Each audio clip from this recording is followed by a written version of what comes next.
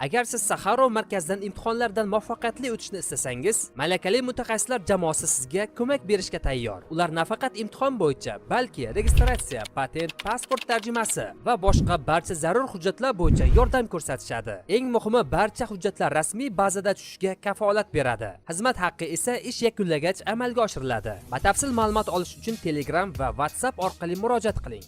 Nega Amerika Qo'shma Shtatlari Eronga zarba berish masalasida ehtiyotkor? Chunki Eron Venesuela emas. AQShning atom aviatsiyasi Eron sohillari yaqinida kanalizatsiya muammosiga uchradi. Yaman qurolli kuchlari 2500 km masofaga ucha oladigan va 600 kg jangovar qismga ega bo'lgan yangi uzoq masofali raketa sinovini o'tkazdi. Nahotki Eron buni qo'lga oldi? Assalomu alaykum, Reformuz kanalining obunachilari va internet foydalanuvchilari. Biz boshladik. Nega Amerika Qo'shma Shtatlari Eronga zarba berish masalasida ehtiyotkor? Chunki Eron Venesuela emas.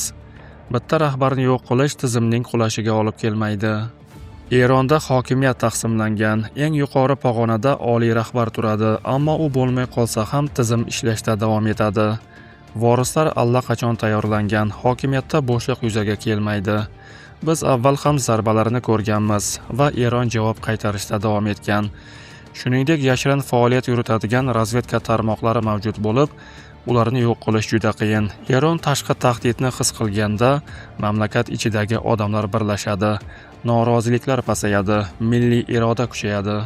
AQSh tezkor zarba berishni istashi mumkin, ammo Eronni ag'darish tez amalga oshmaydi. Bu uzoq davom etadigan urush, katta yo'qotishlar va mintaqaning beqarorlikka botishiga olib kelishi mumkin.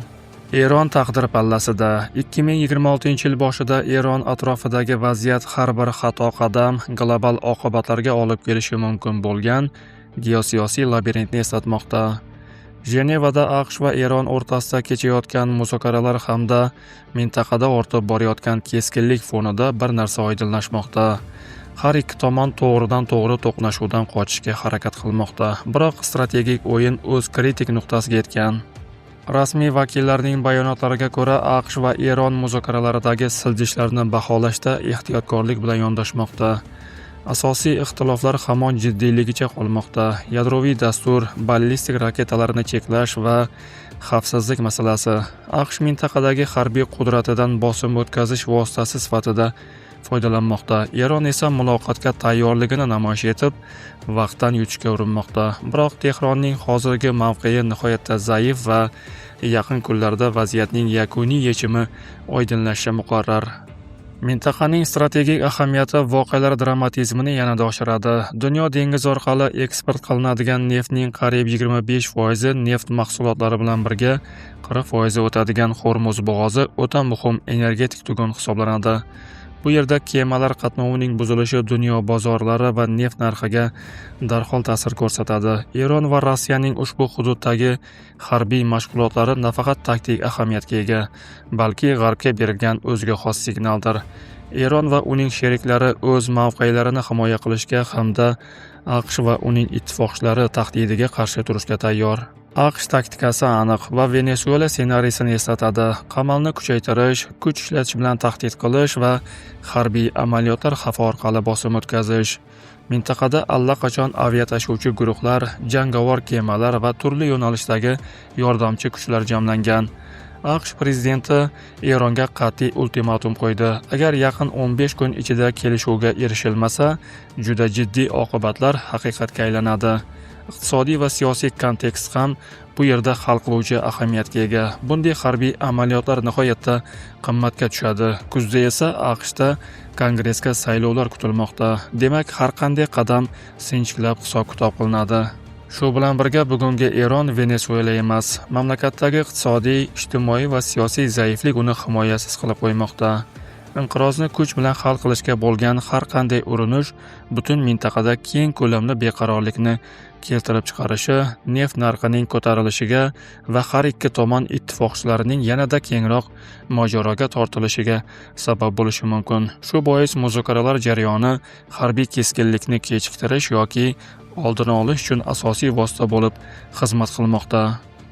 Eron atrofidagi bugungi vaziyat noyobdir. Mamlakat 1979-yildan beri islom inqilobidan keyin o'z tarixidagi eng zaif holatda turibdi. Shu sababli AQSh va Isroil ushbu qulay fursatdan foydalanishga intilmoqda va Erondagi siyosiy rejimni o'zgartirish bo'yicha allaqachon qabul qilingan strategik qarorlar hozirda taktik jihatdan amalga oshirilmoqda. Tehronga nisbatan bosim tizimli ravishda siyosiy, iqtisodiy va harbiy jihatdan kuchaytirilmoqda.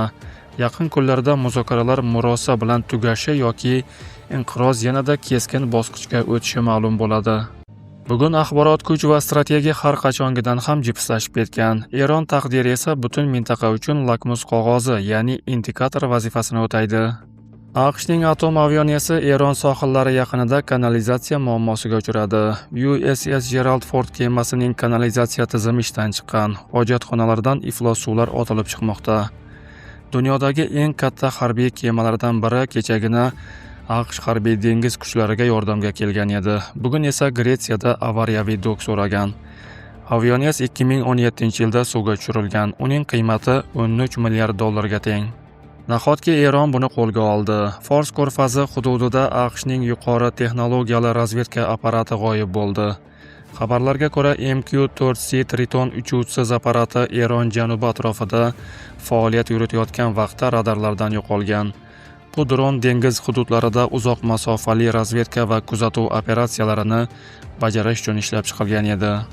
Yaman qurolli kuchlari 2500 km masofaga ucha oladigan va 600 kg jangovar qismga ega bo'lgan yangi uzoq masofali raketa sinovini o'tkazdi. Bu raketa sinovining o'tkazilish vaqti dushmanga aniq signal beradi. Isroil sohillariga yetib kelgan Amerika aviatsiyalari va ularning qo'shinlari endi raketalarimiz yetib bora oladigan masofada joylashgan.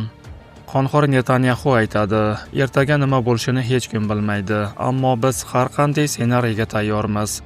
Men Eron rejimiga shuni yetkazdimki, agar ular o'z tarixidagi eng og'ir xatolardan birini qilib, Isroil davlatiga hujum qilsa, biz ular hatto tasavvur ham qila olmaydigan kuch bilan javob beramiz. Yaramas. Qonxo'r. Isroil moliya vaziri Bezalel Smotrich aytadi, agar Hamas qurollarini topshirmasa, biz butun G'azoni ishg'ol qilamiz. Agar ular quroldan voz kechmasa, Isroil armiyasi xalqaro maydonda qonuniylikka ega bo'ladi. Video ostida o'z fikringizni qoldiring, haqorat qilmang. Reforma o'z voqealar rivojini yoritishda davom etadi. Video yoqqan bo'lsa, like bosishni unutmang. Kanalimizga obuna bo'lib, bizni kuzatishda davom eting. Salomat bo'ling.